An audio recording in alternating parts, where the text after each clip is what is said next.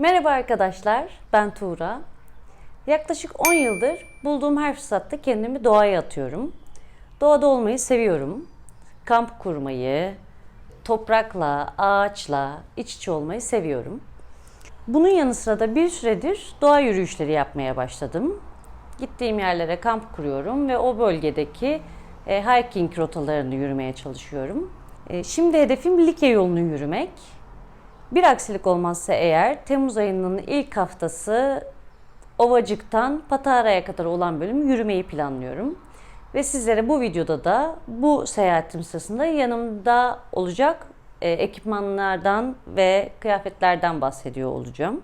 İlk önce çantayla başlayalım istiyorum. Çantam 40 litre ile 55 litre arasında bir hacme sahip. 3FUL markasına ait bir çanta. Çok hafif bir çanta. O yüzden bu çantayı tercih ettim. Çünkü uzun bir yol yürüyeceğiz. Her gün aşağı yukarı 13 ile 15 kilometre arasında bir yol yürüyeceğim. Ekipmanlarımı da olabildiğince bu yüzden hafif tutmaya çalıştım. Bir kişilik bir çadırım var. Nature Hike'a ait bir çadır. Yaklaşık 1 kilo 60 gram civarında bir çadır. Polleri ve kazıklarıyla beraber. Yeni bir şişme mat aldım. Bu matı ilk defa bu seyahatimde deneyeceğim. Daha önceki yıllarda Nature Hike'ın ultralight olan şişme matını kullanıyordum. Ancak son birkaç kampımda beni yarı yolda bıraktığı için Thermares'e ait Trail Light kadın ebatlarına sahip olan şişme matı tercih ettim. Bununla ilgili deneyimlerimi daha sonra sizlerle paylaşıyor olacağım. Bir adet şişme yastığım var. Bunu da yine uzun yıllardır kullanıyorum. Bir tane oturma matım var. Bu matı aynı zamanda çantanın arka kısmına yerleştireceğim ve sırt desteği sağlayacak. Ve dinlendiğim yerlerde de bu mata çok ihtiyacım olacak. Yaz mevsiminde yürüyeceğim için 20 derece sıcaklığa sahip olan bir uyku tulumu tercih ettim. Tuluma ihtiyacım olur mu bilmiyorum ama risk almak istemediğim için yanıma alıyorum. Kıyafetlerime geçecek olursak bir adet Columbia markasına ait ultraviyole koruması olan bir gömlekle çıkacağım yolculuğa. Arkalarında ve yan kısımlarında havalandırmaları var. Bir adet pantolonum var. Decathlon'dan aldım bu pantolonu. Aynı zamanda şort olma özelliği de var. Duruma göre şort olarak da kullanılabiliyor. Bu şekilde 2 adet tişört alacağım. Bol bol havalandırma delikleri olan, fileleri olan bir tişört bu. Yürüyüşçüler için tasarlanmış. Bir tane de Takvasen marka kapşonlu yine ultraviyole koruması olan bir tişört bu. Bu tişörtü yanıma alacağım. Kısa kollu tişörtleri giydiğim zaman bu eldivenleri kullanacağım. Nature Hike'a ait eldivenler. Bunlar da yine 40 artı dereceye sahip ultraviyole korumalı eldivenler. Yürüyüş sırasında baton kullanacağım için ellerimin üstlerinin, kollarımın yanmasını ve lekeler oluşmasını istemiyorum. Bu yüzden de olabildiğince ekipmanlarımı güneş ışıklarından koruyabilecek şekilde olmasına özen gösterdim. Ne kadar yaz mevsiminde gidecek olsam da akşamları yüksek bölgeler serin olabiliyor ve efor sarf edeceğim için de akşamları üşüyebilirim düşüncesiyle yanıma bir adet mont alıyorum. Bu mont da yine çok az bir yer kaplıyor. Bunu da yine Decathlon'dan almıştım. Merrell'a ait Waterpro Maipo 2 olan arazi koşu ayakkabısı olan ayakkabıları tercih ettim.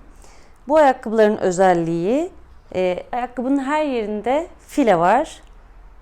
Suya girdiğimde de su akışını ayakkabının içerisinde dolan suyu rahat bir şekilde dışarı çıkartması için birçok yerinde kanallar var. Vibram tavandan oluşuyor ayakkabının alt kısmı. Bu ayakkabı hem arazide hem kuru toprakta hem de ıslak toprakta, ıslak zeminde kaymadan rahat bir şekilde yürümemi sağlayacağı için bunları tercih ettim. Yine bu ayakkabılarla birlikte kullanacağım tozluklarım var. Bir çift çok hafif sandaletlerim var. Mola verdiğim yerlerde ayaklarımı havalandırmak için bu sandaletleri kullanacağım. Çoraplarımdan bahsedeyim. Nature Hike markasına ait %100 merino yününden üretilmiş çorapları kullanacağım. Munt markasına ait artı 25 derecede giyilen termal çoraplar. Parmaklıklı çoraplar kullanacağım. Ve yine koşu çorabı kullanacağım. Bu çorapları tercih etmemin nedeni parmaklı çorapları kullanıyorum yürüyüş sırasında. Çünkü ayaklarımın su toplamasını istemiyorum sürtünmeden dolayı. Havanın durumuna göre bazen çift olarak da giyiyorum. Yani ilk önce parmaklı çorapları giyiyorum. Daha sonra termal çorapları üstüne giyiyorum. Bunun nedeni de yastıklama yaptığı için ayaklarım su toplamıyor. Bir adet yine güneş koruması olan, arkasında ensemi koruyabilecek bir şapka kullanacağım. Üzerimde olan çamaşırın dışında 2 tane de iç çamaşırı alacağım yanıma yedek. Bu iç çamaşırları da koşu yapan kadınlar için üretilmiş olan iç çamaşırları. Teri emmiyor, dışarıya atma özelliğine sahip. Anlattığım bütün ürünlerin hepsi teri emmeyen ürünler. Dışarıya çıkışını rahat sağlıyorlar. Böylelikle kanter içinde kalıp yürümemiş oluyoruz. Bir adet bandana kullanacağım. Her ihtimale karşı yanıma yağmurluk da alıyorum. Decathlon'dan aldığım alt üst yağmurluğum var. Bu yağmur ceketim. Bu da yağmur pantolonum. İkisini de uzun yıllardır kullanıyorum.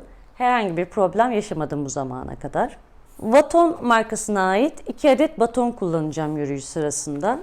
Baton kullanmamın nedeni vücudumdaki yükü olabildiğince eşit dağıtabilmek. Sadece ayaklarıma yükü vermek istemiyorum. Kollarımla da bu yükü taşıyabilmek için baton kullanıyorum. Seyahatim sırasında kullanacağım elektronik aletlerden bahsetmek istiyorum. Bir adet Xiaomi markasına ait 20.000 mAh bir powerbank kullanacağım. Eğer bir yerde elektrik bulabilirsem diye yanıma çok girişli Slink marka bir adaptör alacağım. Ve elektronik cihazlarımı, telefonumu, saatimi, GoPro'mu şarj edebileceğim kablolar var. Bir adet Gaman markasına ait yine şarj olabilen bir kafa lambam var. Bu elektroniklerin hepsi bu çantaya girecek.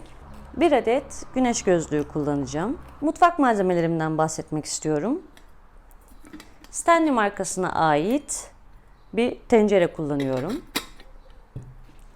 Yine bu tencereyle birlikte bir de hem çayımı, kahvemi ya da çorbamı içtiğim bardağım.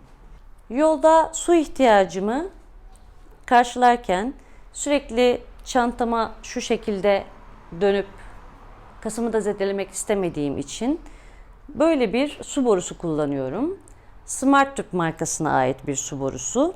Bunu istediğiniz herhangi bir su şişesinin içerisine yerleştirip onun kapağını kapatıp bu kapakla sıkıyorsunuz ve boru çantanızın bu yan kısmından sarkıyor. Rahatlıkla su tüketimi sağlayabilirsiniz. Ben bu seyahatim için Nurgaz'a ait 80 gramlık tüp kullanacağım. Yine aynı zamanda Nurgaz'a ait 25 gramlık titanyumdan yapılmış bir ocak kullanacağım.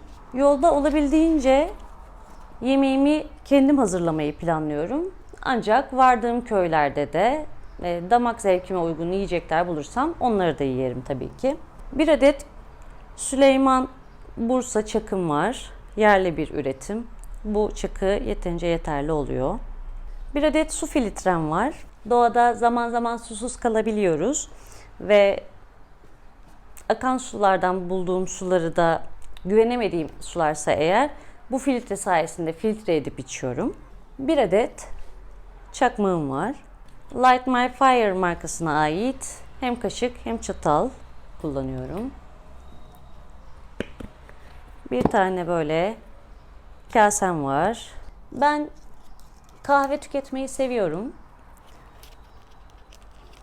O yüzden şöyle pratik, bu 3 parçadan oluşan, bu 3 parça iç içe geçtiğinde V60 dediğimiz bir kahve demleme aparatına dönüşüyor. Bu da yine organik bir filtre, bez filtre kullanıyorum. Kullandıktan sonra yıkayıp tekrar kullanabiliyorum. Bir adet düdüğüm ve pusulam var. Bir adet de kulak tıkacım var. Şimdi kişisel malzemelerden bahsetmek istiyorum. Bir tane sıvı sabun kullanıyorum. Bulaşığımı yıkamak için sünger ve ellerimi yıkayabilmek için de bir kalıp sabunun yarısından daha az bir boyuta sahip sabun kullanıyorum. Kalıp sabun. Güneş kremi, bu yüzüm ve cildim için, bu da dudağım için kullandığım güneş kremim. Yarım tuvalet kağıdı, ıslak mendil kullanıyorum, küçük bir paket. El dezenfektanı. Bir tane küreğim var arkadaşlar. Doğada ayak izimizden başka bir iz bırakmamamız gerektiğini düşünüyorum. Bu yüzden de tuvalet ihtiyacınızı karşılamadan önce toprakta bir karışlık bir mesafe kazarak ihtiyacınızı giderdikten sonra çöplerinizi buraya atıp tekrar üstünü kapatırsanız doğada kötü izler bırakmamış oluruz.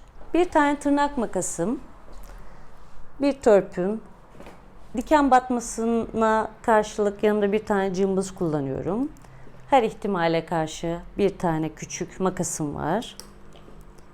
Diş fırçam ve diş macunum. Elektrolit tabletlerim var. Yürüyüş sırasında, artık yürüyüşümün son evrelerinde, suyum da azalmaya başladığında yarım litrelik su içerisine bir adet elektrolit tablet atıyorum.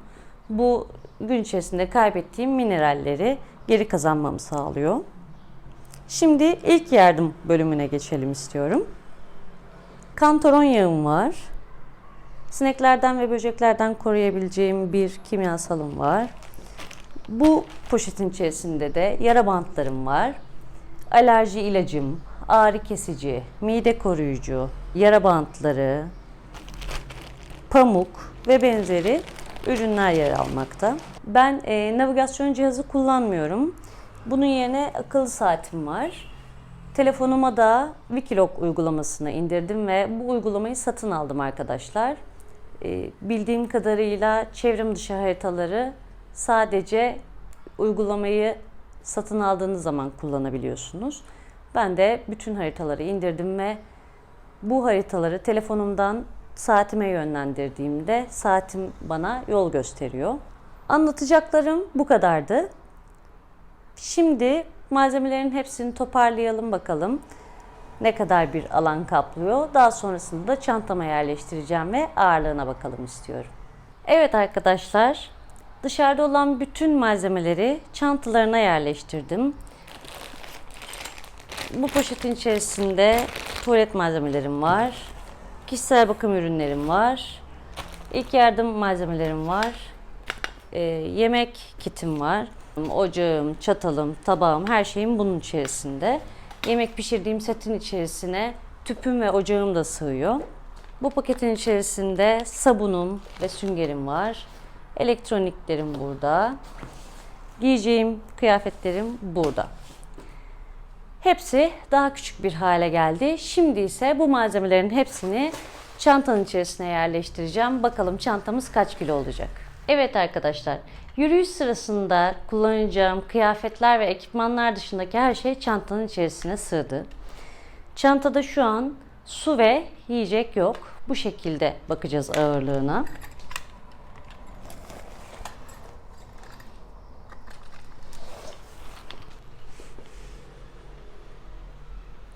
...7 kilo 745 gram çıktı çantanın ağırlığı. Yazın yürüyeceğim için 4 ya da 5 litre civarında su olacak yanımda. Ve yiyeceklerim olacak. Bu yiyecekler neler? Bunlardan da bahsedeyim sizlere. Konserve kullanacağım, ton balığı, noodle kullanacağım. Yayla markasının üretmiş olduğu hazır yemekler var. Pilav, makarna, barbunya, Meksika fasulyesi gibi. Daha önce denemiştim bu ürünleri ve gerçekten çok lezzetliler. Sadece suyun içerisinde 3 dakika kabı ile birlikte haşlamanız yeterli. Yemekler zaten pişmiş olarak paketleniyor. İsterseniz ısıtıp da yiyebiliyorsunuz. Yolda yürürken bol bol kuru yemiş yiyeceğim. Çünkü sürekli bir şeyler yemek gerekiyor. Çok fazla efor sarf ediyor olacağız. Özellikle yazın yürüyüşler daha zorlu olabilir. Bu yüzden de hiç boş kalmamaya özen göstermek gerekiyor. Umarım keyif almışsınızdır. Yollarda görüşmek üzere diyorum. Kendinize iyi bakın.